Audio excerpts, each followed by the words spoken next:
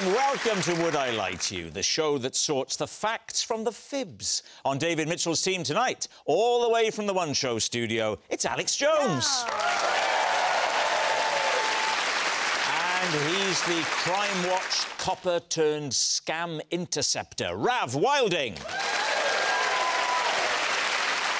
And with Lee Mack tonight, stand-up comedian and star of Scared of the Dark, it's Chris McCausland. And a comedy actress and bona fide national treasure. Say Heidi-hi to Sue Pollard. Thank you. We begin with round one, Home Truths, where our panellists read out a statement from the card in front of them. To make things harder, they've never seen the card before, they've no idea what they'll be faced with. It's up to the opposing team to sort the fact from the fiction. Chris is first up tonight. All these years, I have been pretending to be blind. If only. Lee, would you read that for me, please? Every night, I use an unusual technique to make sure I wake up on time in the morning. Ooh. Right, David's team. OK, so what is the unusual technique? The usual way of making sure you wake up in the morning at the right time would be to set an alarm clock. Yes. Yes. Yeah. I've heard of that. OK, So, and you do something different. Well, we don't need to know what. I think we'll go true. What I've done is I have trained my brain to wake itself up. No, you haven't. At the right time. By doing what? When I'm lying in bed, I will bang out the time on the pillow with my head. Right. Saying the hours for the time that I want to wake up. Yeah. And that subconsciously programs the time. Chris? Yes. Are you all right? And how accurate is this? 50-50. Where did this idea come to you from? I read it in a book. What was the name of the book? The book was called Last Man Standing. It was a fictional book, David. It was a fictional book from which you were taking lifestyle tips. Well, do you know when you read something and it sticks in your head as an idea to try? This may help you, David. Give us a demonstration, if you would, of the severity of the headbang. You're settling down at the end of the night. OK, Lee, I'm going to turn around a bit and use you as a pillow. All right. Oh, so I'm in bed. Put my arm there, yeah. Oh, my pillow's firmer than that. So I want to get up at 7:30 in the morning, so I'm like, I go 1 o'clock, 2 o'clock, 3 o'clock, 4 o'clock, 5 o'clock, 6 o'clock, 7 o'clock, and if I want to get up at 7:30, I go 7:30.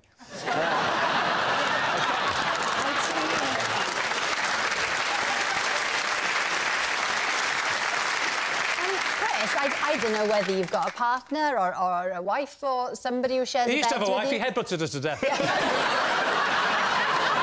Is there anybody else in the bed with you, Chris? So I mean, I tour a lot. So some nights yes, some nights no. I tour a lot, I'm away a lot, but when I'm at home, I do have a wife. I mean, I have a wife all the time. What are you thinking, David's team? Alex, what do you think? Oh, it's so unbelievable. It's believable. Yeah, and also I do think that if you tell yourself you need to wake up at a certain time, the chances of waking up then are higher than you'd think. It's not totally random. Well, let's give it a go tonight. Yeah. Yeah. I didn't you make it sound as if you're sharing a bed.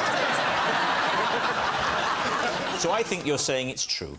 Well, are we happy to say true? Oh. Yeah, I think we're going to go with true. OK, Chris, they think you were telling the truth. Were you, or was it a lie? Everyone will be trying it tonight. It's true. Yes! Yes, it's true. Chris does use an unusual technique to wake up.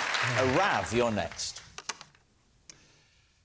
During my driving test, the examiner made me pull over because he'd spotted someone breaking into his house.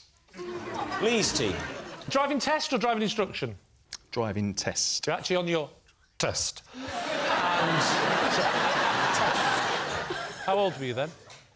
18, I think. And talk us through the conversation.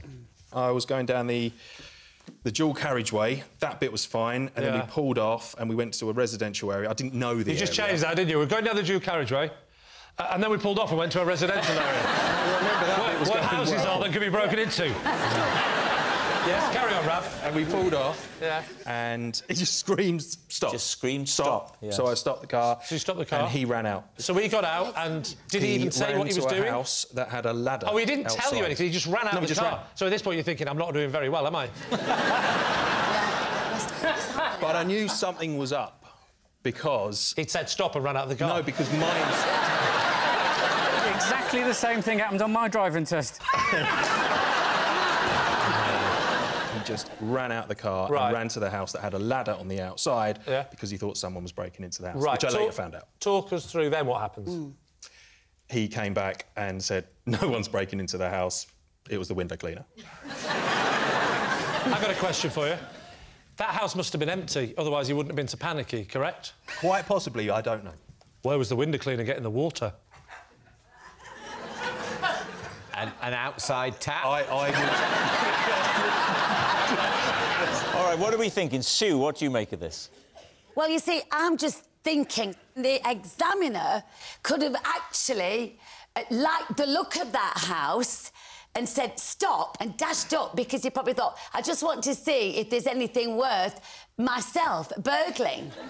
Oh, you thought he was a burglar? Yes. it So could you well thought have my been. examiner That's turned a- burglar? There's an angle we hadn't thought of. Yes. Did he have any jewels when he came back? I like the way Sue thinks her job here is to develop the story. Sue, I could see you and Rav, primetime BBC One, as a new crime-fighting duo. He's very much the traditional copper, but you think a little bit outside of the box. Oh, I'd be like Sister Boniface. Who's Sister Boniface? She's a nun who's a detective. What channel's Sister Boniface on? 20. Channel 20. Channel 20. Channel 20 or Sister Boniface, but this is... I'm going to write this down. What do you reckon, Chris? So do I think that Rav had to stop his car in a driving test because the driving instructor saw a man on a ladder at his house and thought it was a burglar, but it was the window cleaner? Yes, I do. You think it's true? Wow. Susan Sue. Pollard. Oh, dear. I'm going to go... it's... What are you thinking? I'll help you with your dilemma. Well, you've been hopeless so far. You're not giving me anything. You think out loud, Sue. Can I just say, your character in Heidi High, I always thought was an exaggeration of your character. Turns out it was toned down, wasn't it? It is true. You say true. We'll say Going we'll for take true. that. True. I'm going to go with my teammates and say it's true. OK. Rav, you've convinced them, but was it the truth or was it a lie? It is, in fact, a lie.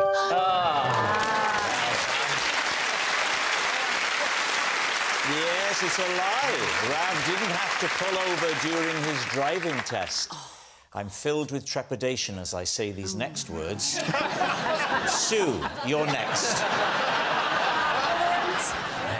Oh, God, I wish I was dead. No, I don't really. I once had to reprimand a pantomime cow when it started an argument with itself. David's team. OK. Right. Which panto, Sue? The clue is pantomime cow. Yes. So just deduce how many pantos that you can remember the title of, and that would help you to get... Jack and the Beanstalk. Yes. She's turned the tables on her. Yeah, we've helped her, yeah. And what happened? I was Jack. You were Jack? Yes. Was this when you were already known? Yes, I suppose, yeah. In people's houses, not burgling, with no steps. Like that, ladders. Oh, do you remember the good old days of entertainments when there was no steps? Oh, they're a great group. I was just did it for comic effect. Yeah, but that was all right, but nobody laughed.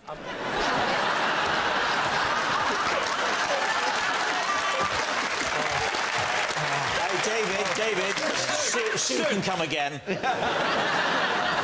So you're on stage, you're Yes. playing Jack, you're leading the cow, so this is during a show. Yes. Yes. Suddenly there seemed to be some sort of verbal ping-pong happening within the skin. And it was a really poignant moment. Yeah. But with this kerfuffle inside the skin... Can we call it costume? It's a bit...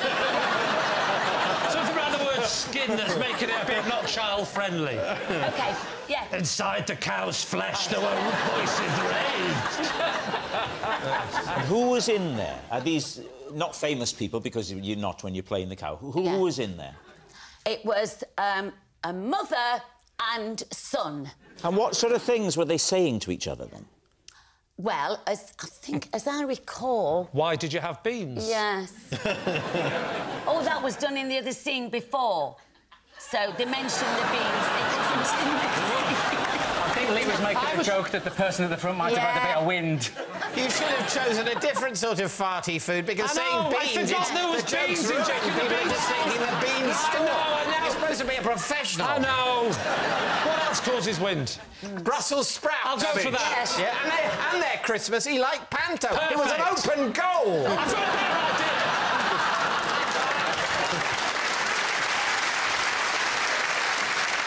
The verbal ping-pong started with the mother saying, "You're not bringing her round to the house again." Oh. Really? Yes. Wow. Yeah. So she's chosen this moment in the middle of your poignant scene to bring up a difficult issue about the son's current relationship. Yes. This is a more gripping piece of drama than anything about the cow and the beans. Rav, what do you make of this? No, I'm not having it at all.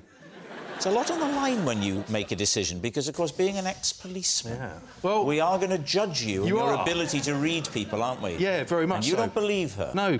Maybe the reason Rav left the police force is he could never tell when anyone was lying. Alex, what about you? Oh, see, I love you, Sue, and I think this is absolutely something that could be true. It's also very realistic with this beef going on in the cow. Very good. We're going to go true. Saying it's true. Well, Sue, they think it's true. Was it true or was it a lie? It was true. Well done. Our next round is called This Is My, where we bring on a mystery guest who has a close connection to one of our panellists. This week, each of David's team will claim it's them that has the genuine connection to the guest. It's up to Lee's team to spot who's telling the truth. So please welcome this week's special guest, Raymond.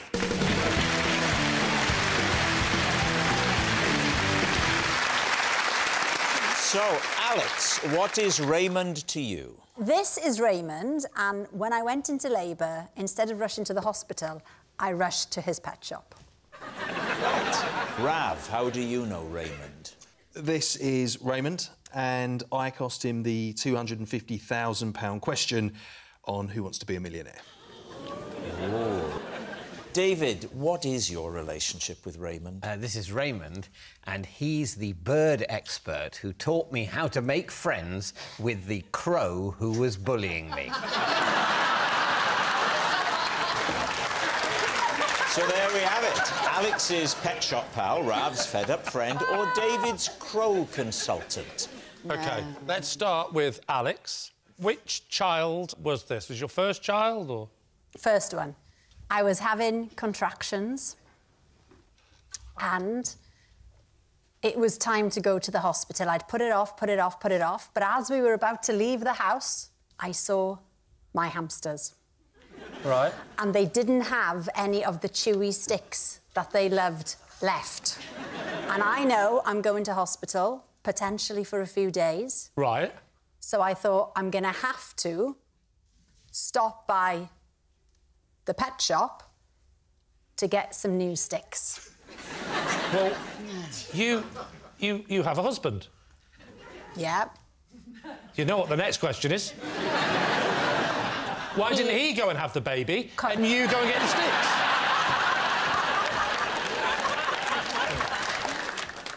Where's hubby? Fixing some wardrobes. Oh, he's at home? Yeah. He didn't like the hamsters. This doesn't make any sense. What? No, you could always take the hamsters with to hospital? you. Yes, because it's... Oh, yeah, good practical joke.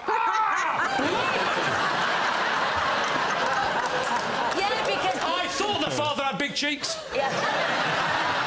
No, but they could be classed as a support. Support pet. They could get very funny about rodents in hospitals. Yeah. You said Sir Charlie was fixing wardrobes. Yeah. Priorities is a word that's coming to my mind. He's very strange, Rob. He's not Welsh, is he? Well, this is the mistake you've made, Alex. This is you've weakened the bloodline by going with one of these English. What do you expect to happen? I looked and looked, Rob, and I couldn't find one, and then I settled, and this is where we are. Yeah, but Roland, actually... He Raymond. Seems, Raymond. Raymond. Oh, I'm so sorry, Raymond. You seem nice. Are you married? He's not allowed to speak. Oh, yeah, but he's got a lovely smile and he's dying to break out. No, he could have taken the hamster's treats with him, you know, to your house for the hamsters. So you could have not driven... Deliveroo. I mean... It's very hard to walk into a pet shop, buy 2 little sticks that are probably 30p each and go, I'd like them delivered.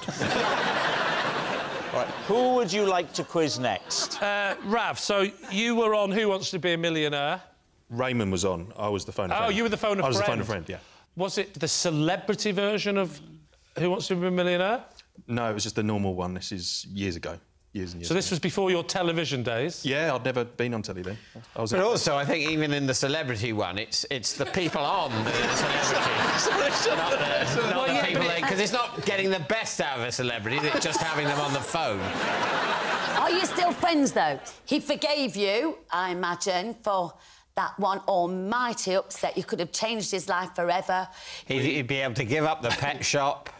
And the boys, yeah. And indulge his love of birds. Yeah. How did he, Rav, how did he react when this happened? So it's actually really awkward because I haven't actually seen him since then. Well, I thought you were friends. We were. And he fell out over this? Yeah. So... I've sent a few texts and that was it. This is the closest we've been. What was the question? It was, who is the first director to win 2 Best Director Academy Awards? And when they phoned me, it was a 50-50, so there was only 2 left. And who were the 2? Who were the options? Steven Spielberg and Oliver Stone. Imagine I'm phoning you, Lee, and they've asked me that question. Lee, it's Rob. Hi, Rob. Hi, I'm on Who Wants to Be a Millionaire, and I got to phone a friend. David wasn't in, so this is the question, right? Who was the first director to win 2 Best Director Academy Awards? Now, the choices are, and think about it, Lee, Oliver Stone or Steven Spielberg. Yeah, sorry, Rob, you said the choices are... It's actually the options are. You only have 1 choice, you have 2 options. Sorry. Sorry, Rob, have we run out of time? Bye.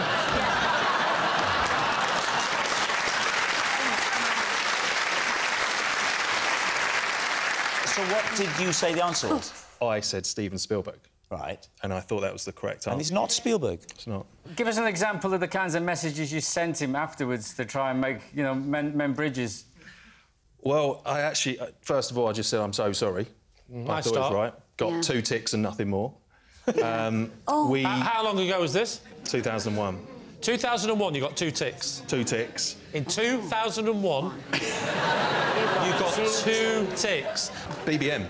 What? BlackBerry Messenger. BlackBerry used to get 2 ticks Messenger. if the message was read. Nice save there, Nice save. We used to work together and then... What was he? Was he a policeman? Yeah, we were at training together. Did he carry on being a policeman? Yeah, he went off to uniform. Does he look like a copper, Lee? Does he look like a copper? That's a good question. He stood like a copper. Yeah. He's got his hands behind his back and he's wearing a policeman's outfit. Here's the question, Rav. What made him think that you're the man to go to for movies? So we were at training school together for 18 weeks and we used to do pub quizzes together at the pub around the corner from training school, and I was a bit of a movie buff. OK. So was that Hendon, then? Yes. Yes. Do you remember the pub? Yeah. Rav definitely was a policeman. That's definite. No, I'm just talking about the pub so I can make sure that he remembers the name of the pub, and that would coincide with the rest of his truths or not. Rav, my client wants to know what was the name of the pub in Hendon? The Cladder Ring. Oh, yeah, I've had that. Oh, All right, now then, what about David? OK. David and the crow. Right. What was the crow doing to you that you would say constituted bullying? Well, it was flying at me. Right. And was your wife still covering your face in seeds? No bird food had been applied to me by my wife. I was just Please going... just use that in the trailer. Yeah, I was going... But I would leave the house and it would fly towards me, and on a couple of times it sort of slightly hit me in the head. Do you think it was trying to attack you? Yes. Why? Well, Why you? Because it hated me. How often did the crow attack you? Most days when I left the house, it would attack me. So we were talking over what period? Over a period of about a week to 10 days. How does Raymond come into the story? Well, he's the crow. No, he is from the RSPB. He came round to see what was going on. Did he witness it? Yes, he saw that. Yeah, he waited for you and the to... thing he's told me is that crows are very intelligent birds, right, and they recognise people. Oh, they watch telly, do they? These Exactly. crows? So, and yeah, it turned out the crow hated Peep Show. So, and he said, "You've probably done something to sort of threaten or upset it without realising it." Had you? Well, the only thing we could think of... When you tried to shoot that crow? ...is that he said that the crow was nesting in the sort of eaves of the house, and there's a sort of creepery thing getting in the way of a window, and I'd hacked it back a bit. And he said, well, maybe it was that. And this has enraged the crow, and so he's going to go for you until he's driven you out of the house. So what did you do then? We moved house. Seriously, because you said it happened over a week to 10 days. Yeah, what he said is what you need to do is curry favour with the crow, putting out little treats for it, and it worked. What was the treats treats did you give to the crow? Nuts. Nuts. But the crow's got to see you doing it. Otherwise, the crow just thinks they've cleverly found their own nuts. I hope this is true, because that's an image, isn't it? If you go, now I've got you some nuts. Look. All right, we need an answer. So, Lee's team. Is Raymond Alex's pet shop pal, Rav's fed-up friend, or David's crow consultant? I mean, why wouldn't a crow want to attack him? You can just imagine him leaving in the house, can't you? Goodbye, goodbye. Hello, everybody. Hello, world. Hello, trees. Hello, world. Hello, Mr. Crow. I'm not a children's character. But you know what? If it's Rav, why on earth would you invite him in a roundabout way to a show that you happen to be on? Because after he lost £250,000, he'll do anything for 50 quid and a free hotel. Ravi's, you've just gone... What does that mean? Body language. Oh, do you know about body language? Yeah. What does that mean? The liars go like that, or they sometimes go like that. Do they? Yeah. That's a bit of a get tell, isn't it?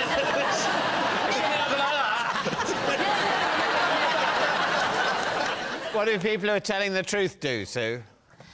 They just look you in the eye steadfastly. Yeah. Right. And really, look at that, you see, and really engaged, or like David's doing, they go... And occasionally they will drop their trousers. Yeah. No, Unfortunately, as you know, I'm nude from the waist down. No wonder the Crow King's attacking you. Oh, God. The early bird.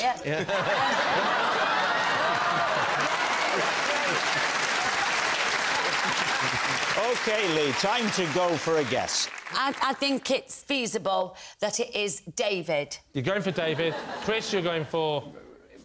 Raymond. No, Rav. No, he's not allowed to speak. What are you saying, Lee? I think it's Rav. So you're saying it's Rav.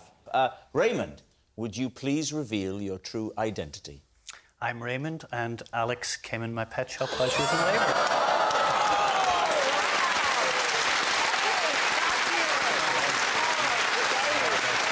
Yes, Raymond is Alex's pet shop pal. Thank you very much, Raymond. Oh, thank you. Raymond was fabulous. Which brings us to our final round, Quickfire Lies, and we start with... It's Sue. I never go anywhere without a party blower.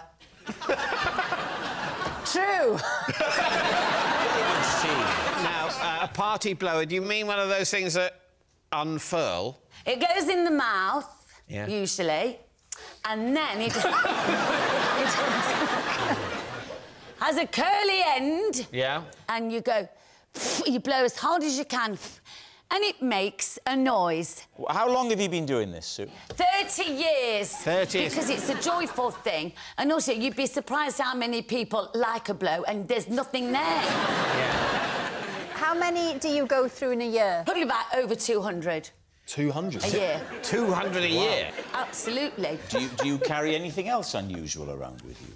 Well, yes, because I do like tomatoes every day. I like a tomato because whenever you go to a restaurant, you know what it's like. And They you say, never have tomatoes. No, they don't.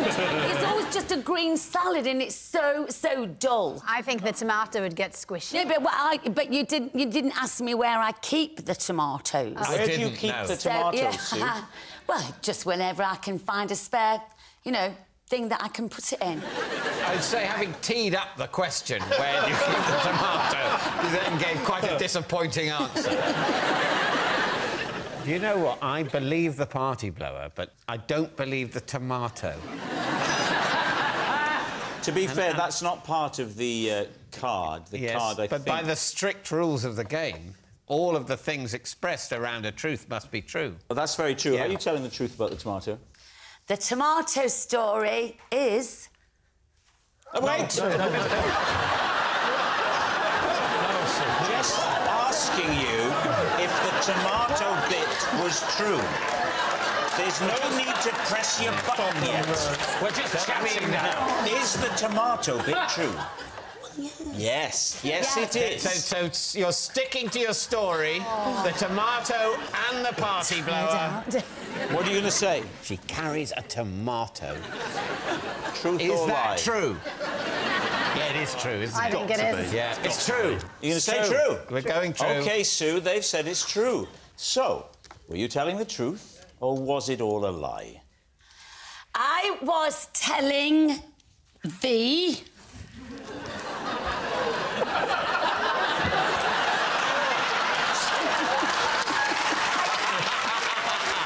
It was true.